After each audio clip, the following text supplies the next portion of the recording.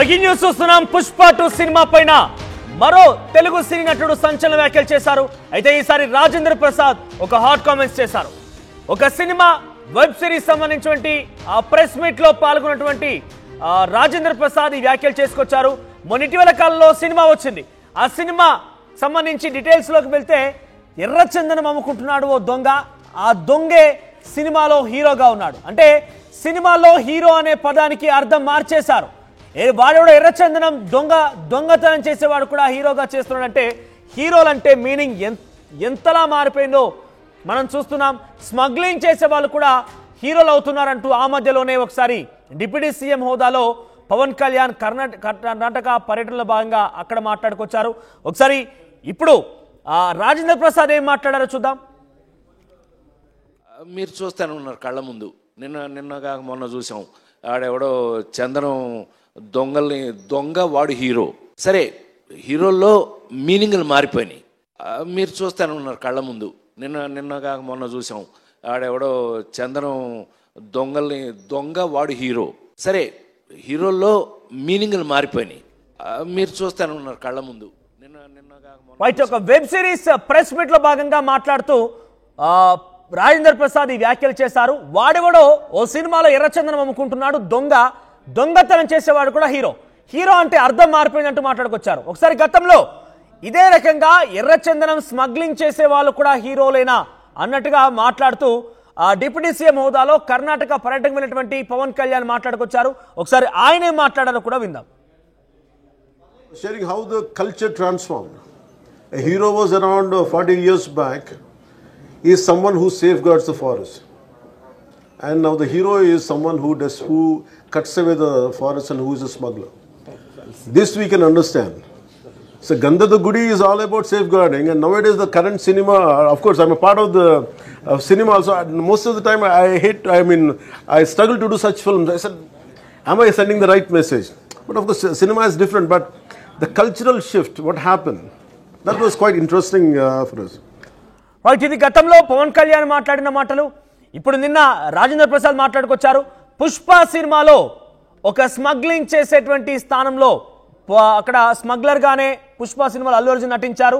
అయితే అల్లు అర్జున్ ఉద్దేశించే ఇద్దరు కూడా వ్యాఖ్యలు చేశారని గతంలో పవన్ కళ్యాణ్ మాట్లాడుకున్నాం. ఇప్పుడు రాజేంద్ర ప్రసాద్ మాట్లాడుకున్న సందర్భంలో కూడా అల్లు అర్జున్ ఎక్కుపెట్టి అల్లు అర్జున్ ఉద్దేశించే మాట్లాడినట్టుగా చాలా క్లియర్ గా ఈ మాటల ద్వారా అర్థమవుతోంది.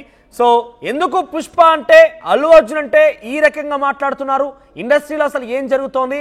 అల్లు అర్జున్ పైన ఎందుకు ఇటువంటి వ్యాఖ్యలు చేస్తున్నారంటున్నారు అల్లు అర్జున్ ఫ్యాన్స్, అల్లు అర్జున్ ఆర్మీ కూడా. మరోవైపుగా ఇటువంటి సినిమాలు తీసి ప్రజలకి ఏం మెసేజ్ ఇవ్వాలనుకుంటున్నారని చెప్పి కూడా కొంతమంది సీనియర్ ఆర్టిస్టులు, సీనియర్ సంబంధించినటువంటి ఫిల్మ్ ఇండస్ట్రీ పెద్దలు కూడా ఈ రకంగా క్వశ్చన్ చేస్తున్నారు. ఏం జరుగుతుందేమో కానీ పుష్ప చుట్టే సినిమా ఇండస్ట్రీ మొత్తం తిరగడం చూస్తూ ఉంటే ఏదో ఒక తెలియనటువంటి ఒక సస్పెన్స్ అయితే నెలకొంది. కొంత ఆసక్తి రేపుతోంది. ఎప్పుడు ఏ రకంగా ఎప్పుడు ఎలా మాట్లాడితే అర్థం కాని పరిస్థితి నెలకొంది. మరిన్ని అప్డేట్స్ రవిచంద్ర అందిస్తారు. రవిచంద్ర, అసలు ఏం జరిగింది? రాజేంద్ర ప్రసాద్ వ్యాఖ్యలు చేయడం గల ప్రధాన కారణం ఏంటి? అంటే పుష్పను ఉద్దేశించే మాట్లాడారని చాలా క్లియర్గా అర్థమవుతోంది. సో ఇటువంటి వ్యాఖ్యలు ఎలా అర్థం చేసుకోవాలి? మనోజ్, పుష్ప సినిమా చుట్టూ వివాదాలు, అలాగే దాని సక్సెస్ తో పాటు దానికి వివాదాలు కూడా చుట్టుముట్టాయని చెప్పుకోవచ్చు. ఎర్రచందనం దొంగ హీరో అవుతున్నాడు, అలాంటి కథల్ని చేస్తున్నారు, హీరోలు ఎర్రచందనం కొట్టేస్తున్నారు అన్నట్టుగా పవన్ కళ్యాణ్ గతంలో మాట్లాడారు. అప్పుడు కూడా కొంత సోషల్ మీడియాలో ట్రెండింగ్ వచ్చింది. అల్లు అర్జున్ ఉద్దేశించే డిప్యూటీ సీఎం పవన్ కళ్యాణ్ ఈ మాటలు మాట్లాడాడు అని. అలాగే నిన్న రాజేంద్ర ప్రసాద్ ఎర్రచందనం దొంగ హీరోనా అంటూ వ్యాఖ్యానించడం జరిగింది. సినిమా అంటేనే ఒక కల్పన.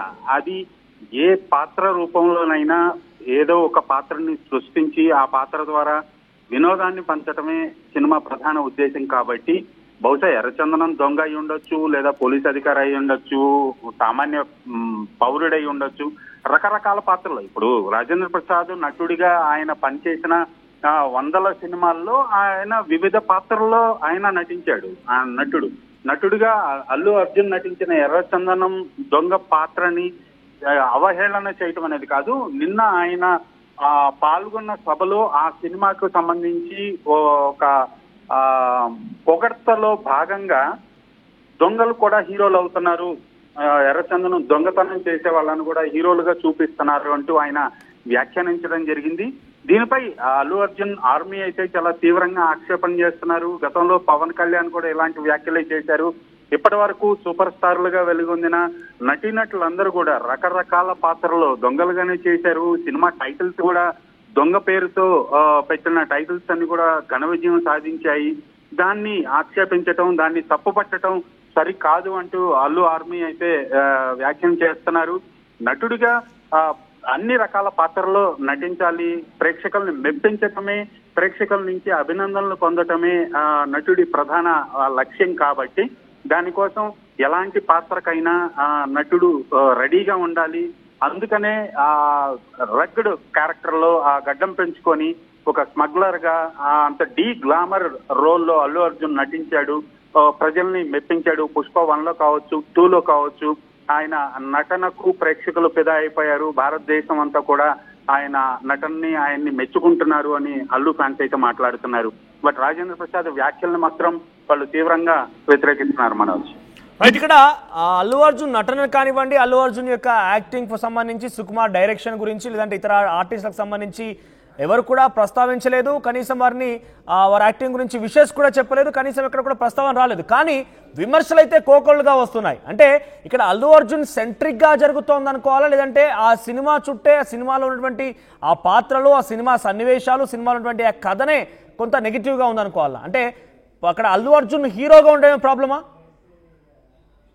పుష్ప 2 సినిమాకి వస్తున్న ప్రశంసలతో పాటు సినిమా పరిశ్రమ నుంచి, ఇటు టాలీవుడ్ నుంచి కానీ, అటు బాలీవుడ్ నుంచి కానీ, ఎక్కడి నుంచి కూడా ఒక ప్రశంస, చాలా పేరొందిన వ్యక్తుల దగ్గర నుంచి, సెలబ్రిటీస్ దగ్గర నుంచి ప్రశంస రాకపోవటం అనేది నిజంగా దురదృష్టకరం. అది పుష్ప విజయాన్ని ఇండస్ట్రీ అలాగే పరిశ్రమలోని మిగిలిన హీరోలు అవ్వచ్చు, డైరెక్టర్లు అవ్వచ్చు, నటులు అవ్వచ్చు, అది డైజెస్ట్ చేసుకోలేకపోతున్నారా, జలసీ ఫీల్ అవుతున్నారా, బట్ దీన్ని సక్సెస్ గా వాళ్ళు భావించటం లేదా, ఎందుకు ఇంత సైలెంట్ గా ఉన్నారు అనేది మాత్రం ఒక $100 మిలియన్ క్వశ్చన్ లాగా అయిపోయింది.